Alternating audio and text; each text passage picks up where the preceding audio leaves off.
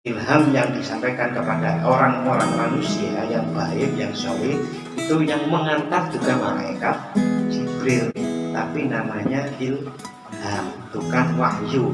Ilham itu sifatnya personal.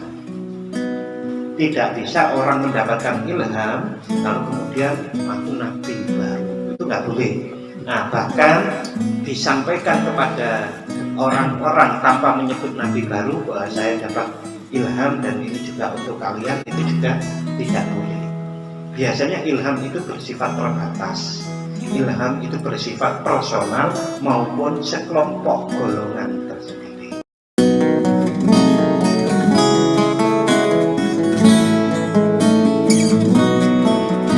Assalamualaikum warahmatullahi wabarakatuh. Waalaikumsalam warahmatullahi wabarakatuh. Al-Fatihah.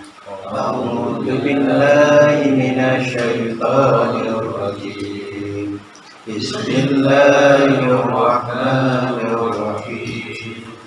Alhamdulillahi rabbil alamin. Ar-Rahmanir Rahim. Maliki yaumiddin. Iyyaka na'budu wa iyyaka nasta'in. Ihdinas siratal mustaqim. Siratal ladzina an'amta 'alaihim ghairil maghdubi 'alaihim waladdallin. Raditu billahi rabban wa bil islami dinan wa bi Muhammadin nabiyyan wa rasulan. Rabbi zidni ilma warzuqni fahma. Bapak yang dirahmati Allah Subhanahu wa taala, alhamdulillah malam hari ini kita bisa melanjutkan pengajian kita. Mudah-mudahan Allah memberikan, menganugerahkan kepada kita ilmu yang bermanfaat. Amin ya rabbal alamin. Salawat serta salam semoga tetap terlimpahkan kepada Nabi Muhammad sallallahu alaihi wasallam. Dalam hari ini kita melanjut pada ayat yang ke-86 dari surat Al-Baqarah. Insya Allah nanti kalau bisa dilanjut 87 ya, mulai 87 lalu 88, syukur-syukur sampai 89. A'udzu billahi minasyaitonir rajim. Bismillahirrahmanirrahim. Walaqad atayna Musal kitaba wa qaffayna min ba'dihi bir-rusul wa atayna Isa ibn Maryam al-bayyinati wa ayyadnahu bi ruhil qudus afakullama ja'akum rasulun bima la tahwa anfusukum istakbartum fariqan kadzabatum wa fariqan tabtun. وقالوا قلوبنا غلف بل لعنهم الله بكفرهم فقليلا ما يؤمنون. ولما جاءهم كتاب من عند الله مصدق لما معهم وكانوا من قبل يستفتحون على الذين كفروا فلما جاءهم ما عرفوا كفروا به فلعنة الله على الكافرين. صدق الله العظيم. Walaqad atayna, dan sesungguhnya kami telah memberikan Musa kepada Nabi Musa Alkitab, kitab, ya kan, di dalam tafsirnya disebut kitab Taurat. Wa qaffayna min ba'dihi, wa qaffayna dan kami menyusuli. Menyusuli itu memberikan setelah itu, min ba'dihi setelah itu, birrusul dengan banyak rasul setelah Nabi Musa. Ada banyak nabi setelah Nabi Musa, yang terakhir itu Nabi Isa sebelum Nabi Muhammad. Wa ataina sab'ana Maryam al-bayyinat. Wa ataina dan kami memberikan Isa ibn Maryam, Isa bin Maryam kepada Nabi Isa bin Maryam al-bayyinati al-bayyinati mukjizat. Bayyinat niku ditafsiri mukjizat. Wa ayyadnahu dan kami menguatkan Isa bin Maryam biruhil kudus dengan dibantu Roh Kudus. Roh Kudus. Afakullama ja'akum, adakah tiap-tiap rasul, afakullama ja'akum rasul, apakah tiap-tiap rasul yang datang kepada kalian, bima dengan membawa sesuatu, membawa wahyu, sesuatu niku wahyu, lah tahwa yang tidak kamu ingini, anfusukum, la tahwa anfusukum yang tidak nafsumu itu tidak menerima. Lah tahwa hawa itu berarti yang tidak memuaskan anfusukum kepada diri kalian, istakbartum maka kalian menjadi sombong. Fafariqam kadzabtum, sebagian golongan kalian dustakan. Dustakan itu bahasa mudahnya bohong. Padahal membawa kebenaran dikatakan bohong. Wa fariqam taqtulun, dan sebagian yang lain bahkan kalian bunuh. Di dalam kitab Tafsir Jalalain disebutkan bahwa yang nabi yang dibunuh itu adalah Nabi Yahya dan Nabi Zakaria. Itu sebelum Nabi Isa. Bahkan Nabi Isa itu kan sebetulnya maunya dibunuh, iya kan? Disalib itu anggapannya kan itu adalah Nabi Isa, tapi sebetulnya itu adalah bukan, karena di dalam Al-Quran dijelaskan yang disalib itu adalah orang yang diserupakan dengan Nabi Isa. Nabi Isa sendiri disalib saja tidak pernah. Lama sholabuhu, entah di ayat yang mana itu, tidaklah Nabi Isa itu disalib, mereka menyalib Nabi Isa, tetapi bal syubbihalahu, bahkan adalah orang yang diserupakan dengan Nabi Isa. Jadi memang Nabi Isa itu kisahnya itu banyak yang non manusiawi. Non manusiawi itu lahirnya tidak ada bapaknya, masa kecilnya masih dalam yang banyak orang belum bisa bicara,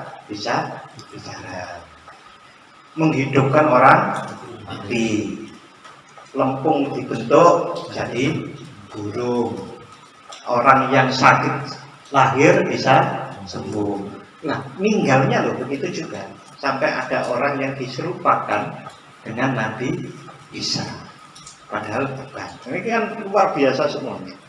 Nah, seakan-akan, ini pemahaman saya, seakan-akan orang-orang Bani Israel itu kan berarti sejak Nabi Ayub, yang Nabi Yusuf, Nabi Ayub, saudaranya Nabi Ayub itu ada yang kemudian turun jadi golongan Yahudi itu. Ini kan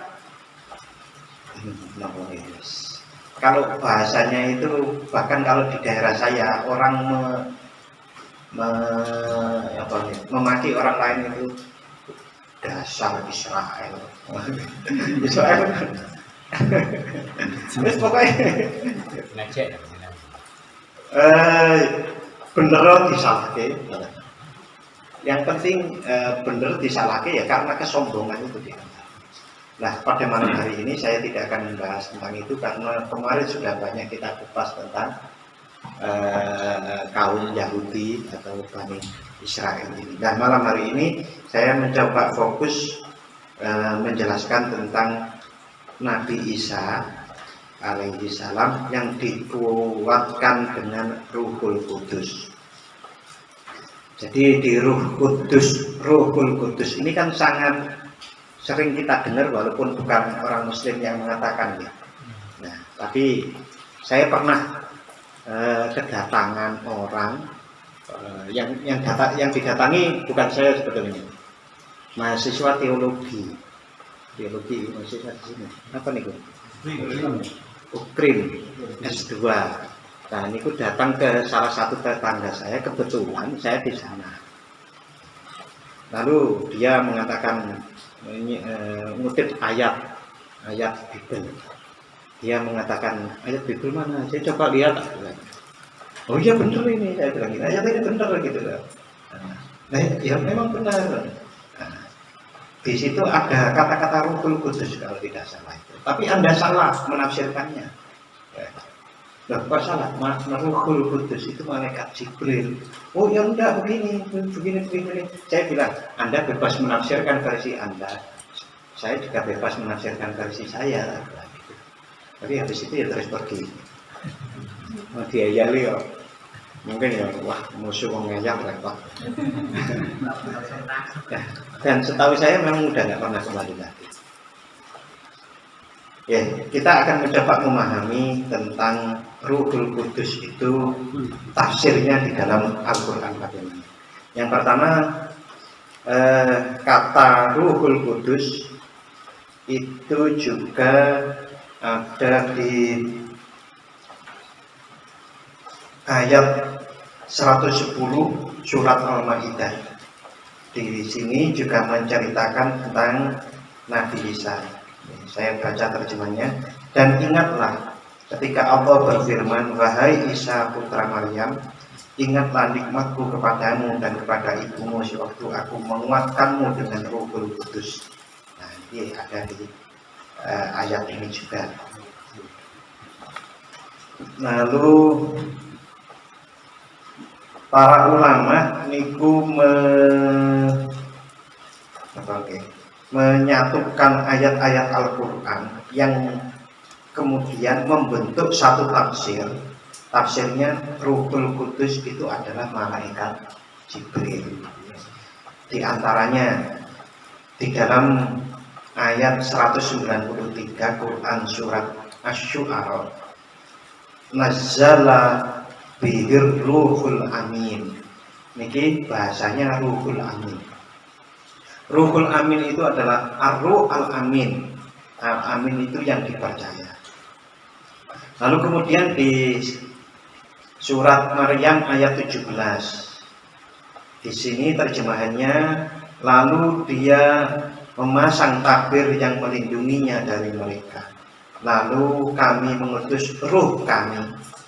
Ruh bahasanya ruh kami Jibril kepadanya, maka dia menampakkan diri di hadapannya dalam bentuk manusia yang sempurna.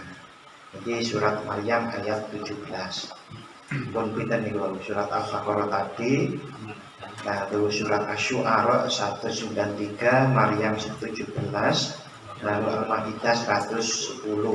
Yang paling kita hafal niku Al-Qadr. Pada malam itu turun malaikat dan malaikat Jibril waruhu fiha. Di inna anzalna fi lailatul qadar. Lalu di surat Al-Baqarah juga ada yang di ayat 253 disebutkan di situ, dan kami beri Isa putra Maryam beberapa mukjizat dan kami perkuat dia dengan Ruh Kudus. Lalu di dalam surat An-Nahl ayat 102, Ruhul Kudus menurunkan Al-Quran itu dari Rohmu dengan benar. Nah, dari ayat-ayat ini tadi, ada 7 ayat yang kita sebut tadi, itu kemudian para ulama menyimpulkan bahwa yang namanya Ruhul Kudus, Ruhul Amin atau Ar-Ruh, itu adalah malaikat Jibril.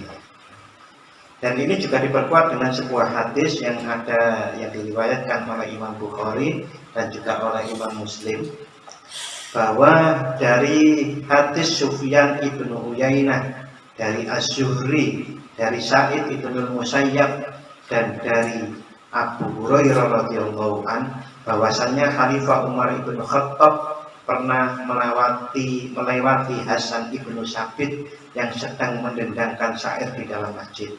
Maka Umar radhiyallahu an melototinya. Lalu Hasan berkata, di dalam masjid itu mendendangkan syair. Sahabat Umar karena kan teroleh. Lalu Hasan berkata, sesungguhnya aku pernah, Hasan yang mendendangkan itu ngerti dipelototi ya terus. Sesungguhnya dia bilang begini, sesungguhnya aku pernah mendendangkan syair di dalam masjid ini, sedangkan di dalamnya terdapat orang yang lebih baik daripada kamu. Maksudnya waktu Rasulullah ada, saya mendendangkan syair dan tidak apa-apa gitu. Kemudian Umar bin Khattab menoleh pada Abu Hurairah dan berkata, sahabat Umar karpe, masa Rasulullah memperbolehkan mendendangkan syair di dalam masjid. Nah, lalu sahabat Umar bin Khattab bertanya kepada sahabat Abu Hurairah radhiyallahu anhu, kumohon atas nama Allah, pernahkah engkau mendengar Rasulullah SAW bersabda, terkenankanlah bagiku ya Allah, kuatkanlah dia Hasan dengan Ruhul Kudus atau malaikat Jibril.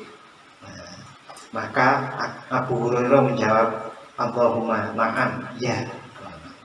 Intinya di syairnya tadi itu ada, perkenankanlah bagiku ya Allah, kuatkanlah dia Hasan dengan Ruhul Kudus atau malaikat Jibril.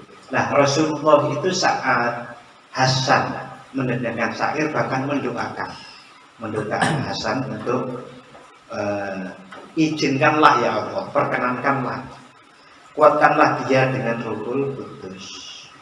Apakah kemudian ruh malaikat Jibril itu datang ke Hasan yang mendendangkan syair itu? Nah, ini nanti saya jelaskan. Tapi yang penting di sini terkait dengan pembahasan kita tentang Ruhul Kudus juga ada di dalam hadis bahwa Ruhul Kudus itu adalah malaikat Jibril. Lalu kita coba menjelaskan yang ini tadi. Apakah Hasan yang mendendangkan syair di dalam masjid dan bahkan kemudian didoakan oleh Rasulullah SAW itu juga menerima wahyu? Nah, tapi kalau manusia biasa namanya ilham. Bahkan para ulama berpendapat yang namanya ilham yang disampaikan kepada orang-orang manusia yang baik, yang soleh, itu yang mengantar juga malaikat Jibril, tapi namanya ilham, bukan wahyu. Ilham itu sifatnya personal. Tidak bisa orang mendapatkan ilham lalu kemudian aku nabi baru, itu nggak boleh. Nah, bahkan disampaikan kepada orang-orang tanpa menyebut nabi baru bahwa saya dapat ilham dan ini juga untuk kalian, itu juga tidak boleh.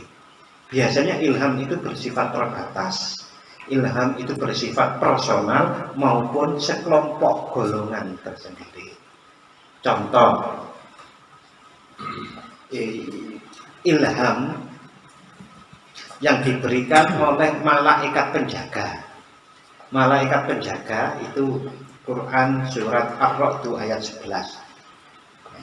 Itu ada yang malaikat penjaga itu adalah 2, depan dan belakang. Tapi ada juga ulama yang berpendapat jumlahnya 4. Kalau saya bisa 4, saya juga bisa menerima 4. Yang depan itu malaikat penjaga, malaikat hafadh namanya, belakang malaikat penjaga, kanan kiri itu yang nyata amal itu. Tapi semua fungsinya itu adalah juga menjaga. Bapak kalau dijaga malaikat, setiap dijaga malaikat kok banyak yang juga delewer itu Beliau. meleong itu kok tetap bermaksiat. Nah, dijogo ngeyel kok. Ya akhirnya dijalankan. Bukti bahwa kita itu selalu dijaga oleh para malaikat itu adalah kalau kita mau melakukan kemaksiatan itu pasti hati nurani kita. Orang umum nyebutnya hati nurani. Hati nurani kita itu protes. Bahkan ada sesuatu yang gak benar saja sedikit itu protes hati nurani kita. Saya sering mencontohkan kalau kita melihat sebuah pot ada bunga, lalu potnya itu tanahnya kering kerontang, itu pasti hati nurani kita itu siramilah. Itu menurut saya ya itulah ilham itu. Tapi seringkali kita berkali-kali lewat di pinggir pot, di depan pot itu tidak pernah kita perhatikan yang terjadi adalah tertutupilah hati nurani kita itu. Mau diilingi bolak-balik akhirnya pripun jenengan punya temen atau punya anak diingatkan berkali-kali kok tidak mau menuruti akhirnya wah begitu. Kayak gitu itu. Nah, ilham ini akan tampak nyata bagi orang-orang yang memang sering memperhatikannya. Ini tentang malaikat, tentang Hasan yang mendendangkan syair di dalam masjid itu. Nah, zaman sekarang bagaimana? Ya masih tetap, kita juga masih punya itu. Contoh paling mudah saja, jangan kalau tahu sampah di jalan, di tengah jalan, atau batu gede di tengah jalan, wah itu mesti gak cocok ya. Mesti ini jenenge batu gede itu yang pinggir gitu. Nah, itu pasti ya, itu adalah bentuk dari ilham. Oke, kita kembali kepada Ruhul Qudus. Nah, terkait dengan Isra Mi'raj, malaikat Jibril itu pernah dilihat oleh Rasulullah 2 kali. Salah satunya adalah pada waktu Rasulullah SAW itu Isra Mi'raj. Nah, di dalam perjalanan yang Mi'raj itu naik dari Masjidil Aqsa sampai Sidratil Muntaha.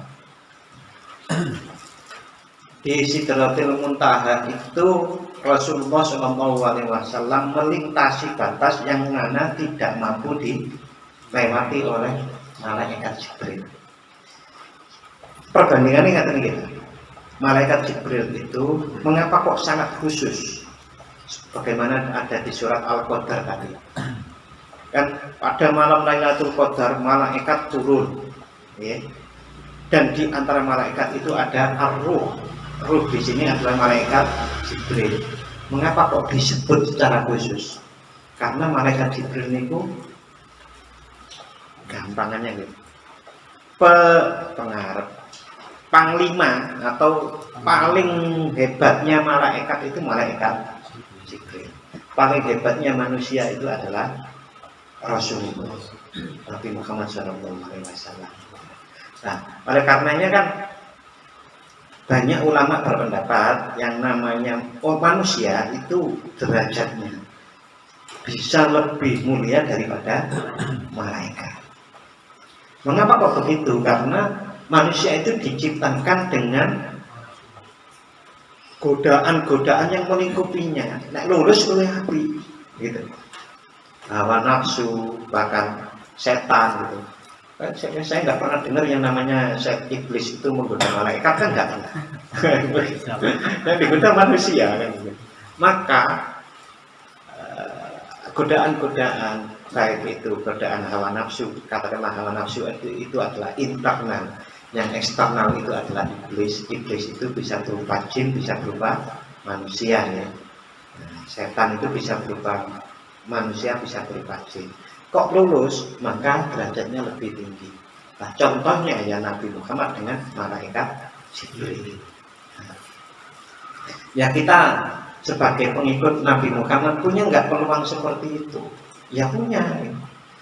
Cuma peluang itu kan tetap ada, tinggal kita mau masuk atau tidak dan Gusti Allah meridhoi atau tidak.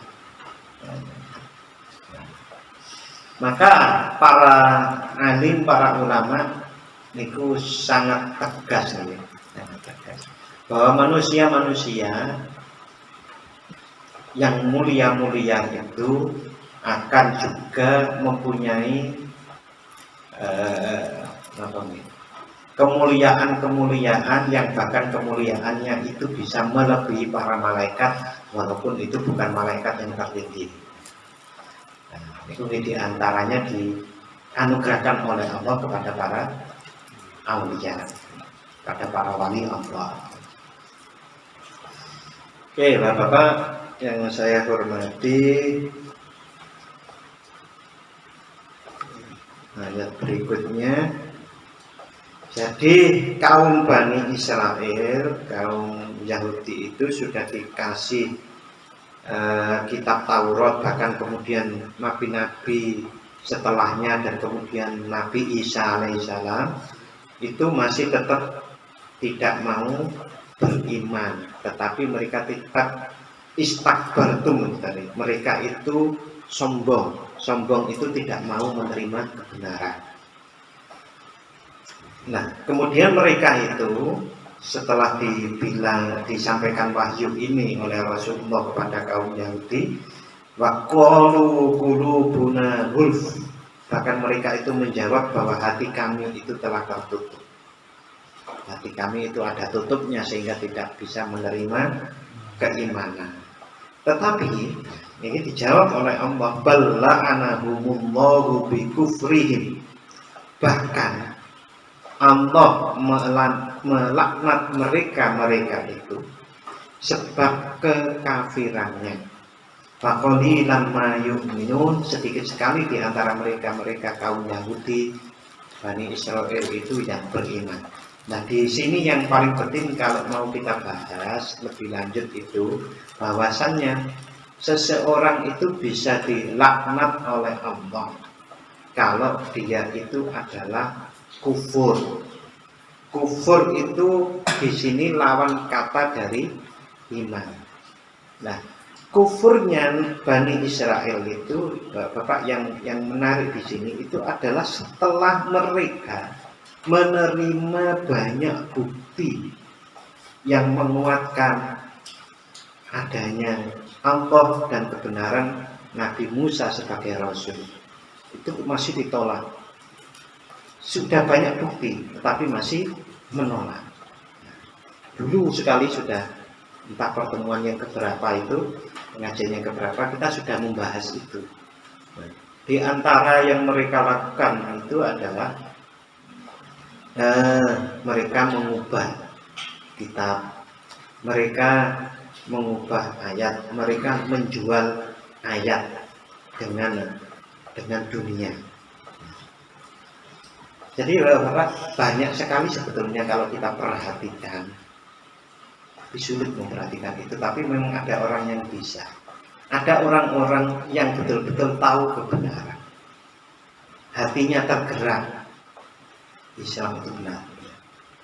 Setelah diskusi itu, tapi mereka tidak bisa untuk pindah ke agama Islam. Itu karena takut. Takutnya apa? Kehilangan dunia. Rata-rata seperti itu. Kalau ingin tahu di YouTube itu banyak kisah-kisah mu'alaf. Ini berat sekali, Pak. Berat sekali. Mu'alaf yang terutama Cina, yang dari Cina itu, Pak. Saya lihat di situ menceritakan begini. Bapak, ibu, kakek, nenek mereka itu selalu bilang, kamu itu mau beragama apa saja di Indonesia ini boleh, kecuali Islam. Itu bilangnya begitu. Jadi mereka itu menganggap bahwa ketemu orang Islam ya supaya ketemu kotoran. Nah, sehingga saat ada orang Cina dan Cina yang menjadi Muslim juga banyak juga. Ada yang grup PT, pembina iman tauhid Islam. Itu adalah grupnya orang-orang Cina. Itu banyak juga, dan cerita ini kan kita dapat dari orang-orang yang sudah mu'alaf.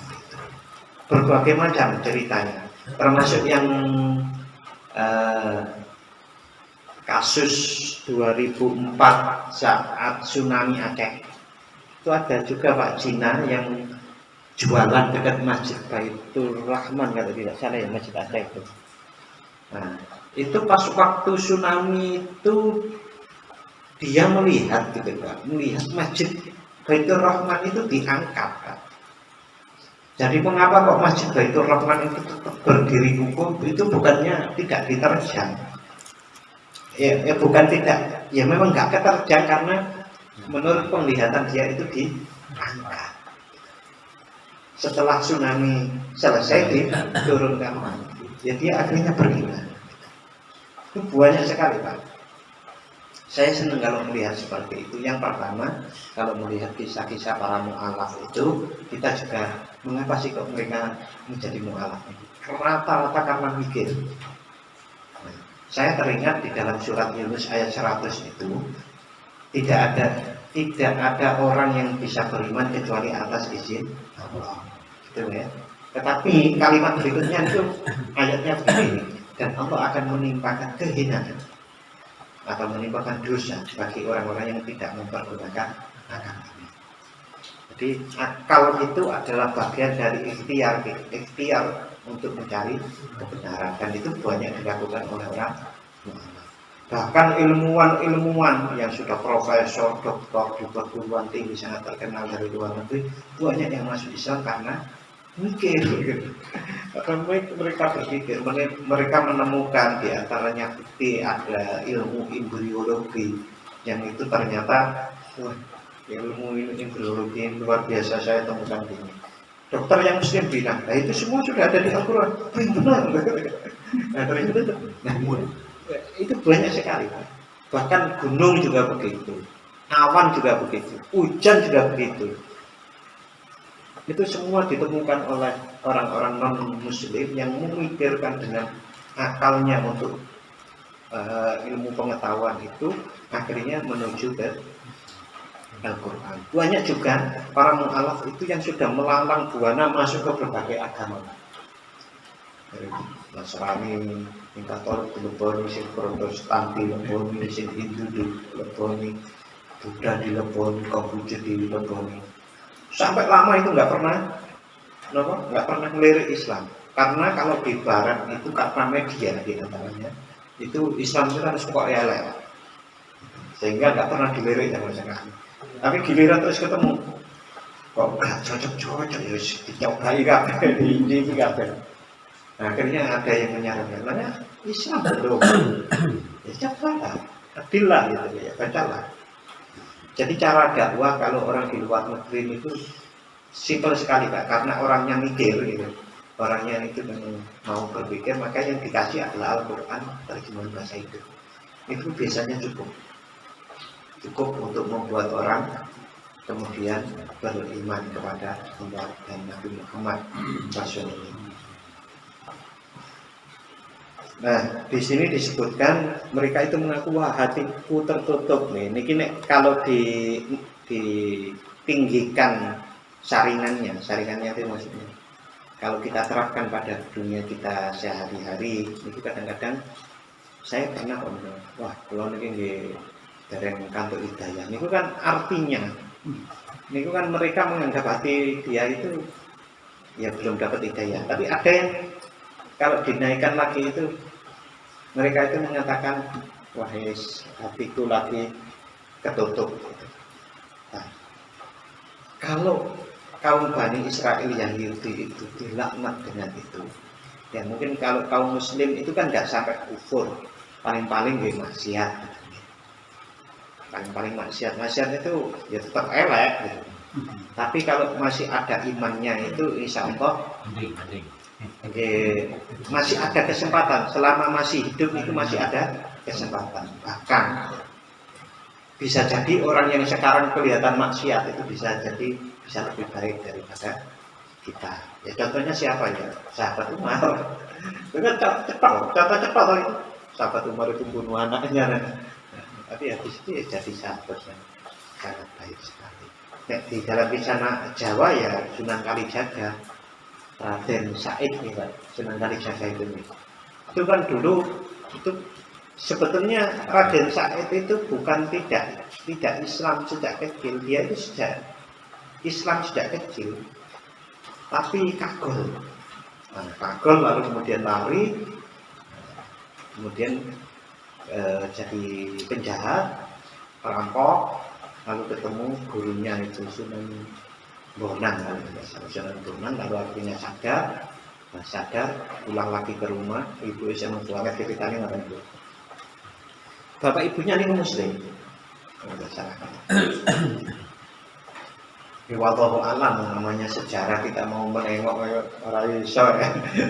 Gitu. Ada banyak berbagai macam versi, tapi salah satu versi itu adalah anaknya Adipati kalau tidak salah, Adipati atau orang kaya gitu, yang sudah muslim tapi karena kagum. Nah, anak-anak muda itu sebetulnya pada zaman sekarang pun bisa seperti itu. Saya juga punya teman yang kagum seperti itu, gara-garanya adalah melihat guru agamanya di sekolahnya tidak saya sebutnya, melihat guru agamanya di sekolah itu main judi oplok kayak zaman dulu kan. Nah, sampai menjual sepeda motor yang dijual pinjaman. Makanya kan jadi ketahuan kan itu. Jadi masalah itu. Kemudian sadar. Agak lama nih sadar ya Pak. Agak lama juga setelah melalang buana mencari, mencoba kebenaran yang dianggap benar ini gitu. Tapi akhirnya balik lagi. Sekarang yang jadi muslim yang baik. Masa muda itu memang penuh gejolak. Artinya kalau kita mengetahui bahwa anak muda yang itu cenderung seperti itu, maka kita juga harus sangat arif, sangat bijak mungkin menghadapi mereka. Tidak bisa kadang-kadang dikerasi, tidak bisa. Tapi kadang-kala perlu dikerasi. Yang bijaksana lah intinya begitu. Kebijaksanaan itu agar tidak salah menjadi tidak bijak. Tetap bijak ya, lingkarannya kita harus tetap berdoa dan mendoakan generasi muda kita. Kalau jenengan punya anak ya doakan. Itu yang tugasnya jenengan ngurusi yang muda ya doakan. Selain ikhtiar doa itu harus. Nah, kaum Yahudi, kaum Nasrani itu pada akhirnya ada yang beriman, tapi faqalilan ma yu'minun, sedikit sekali di antara mereka itu yang beriman. Lanjut napa pun niki dia?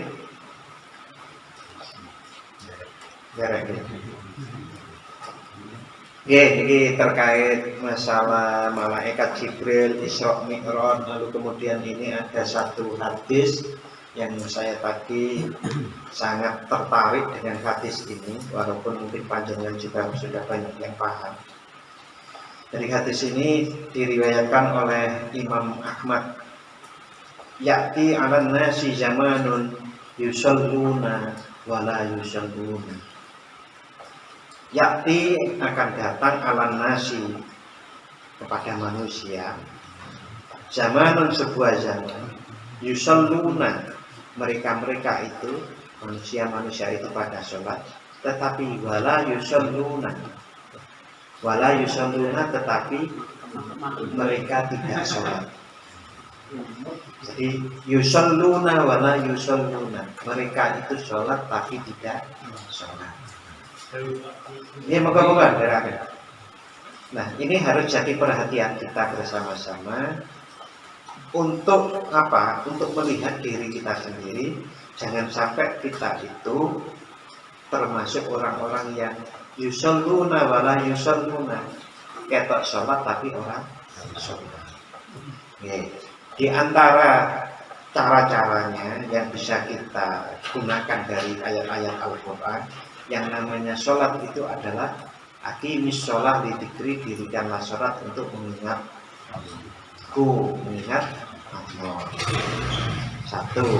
Lalu di ayat yang lain, sholat itu adalah mengagungkan Allah. Yang ketiga, sholat itu adalah memuji, menunjukkan rasa syukur kepada Allah. Yang keempat, sholat itu adalah mohon pengampunan. Itu empat ini kalau kita lihat di bacaan sholat enten sedoyo mengagungkan Allah, Allahu Akbar, Subhanallah. Lalu aqimis dzikri, tentu kalau kita Allahu Akbar mestinya harusnya ingat. Wong disebut enggak ingat kan begitu. Yang kedua, yang ketiga itu matur nuwun, alhamdulillah. Atau sami Allahu liman hamidah. Lalu yang terakhir itu mohon pengampunan. Kalau yang pakai model yang banyak dipakai oleh orang Muhammadiyah itu Allahumma ba'id baini. Kalau juga di sujud itu subhanallah, Muhammadiyah biasa itu loh. Nah ini yang ini subhana rabbiyal rabbana takbir. Enten pas sujud minta ampun. Nah, kalau yang tidak pakai itu ada di pas duduk di antara dua sujud itu lengkap sekali itu malah di antara duduk di antara dua sujud. Rabbil firli warhamni wajburni warfa'ni warzuqni wahdini wa'afini wa'fu anni was. Kabeh menurut tunggu niku pun mlebungane mriku sedaya. Nah, dengan kita memahami bahwa sholat itu adalah untuk ingat kepada Allah, sholat itu untuk mengagungkan nama Allah, sholat itu untuk memuji Allah, dan sholat itu untuk mohon pengampunan. Insya Allah kita terhindar dari sabda Rasulullah, yusalluna wala yusalluna, sholat tapi orang sholat. Kita terhindar dari itu. Mudah-mudahan Allah Subhanahu wa Ta'ala menganugerahkan kepada kita semuanya kebaikan-kebaikan yang barokah fid dini wa dunya wal akhirah. Amin ya rabbal alamin. A'udzu billahi minasyaitonir rajim. Bismillahirrahmanirrahim. Allahumma shalli wa sallim ala sayyidina Muhammadin wa ala ali sayyidina Muhammad walhamdulillahi rabbil alamin. Allahumma ighfir lana dhunubana wa liwalidayna warhamhum kama rabbayana shighara. Allahumma sabbit imanana wa nawwir qulubana wa barik lana fima a'taytana wa sallimna fid dunya wal akhirah. Allahumma inna nas'aluka bi husnil khatimah wa na'udzu bika min su'il khatimah. Allahumma a'inna ala dzikrika wa syukrika wa husni ibadatik. Rabbana atina fid dunya hasanah wa fil akhirati hasanah wa qina adzabannar. Subhana rabbika rabbil izzati amma yasifun wa salamun alal mursalin walhamdulillahi rabbil alamin. Al-Fatihah.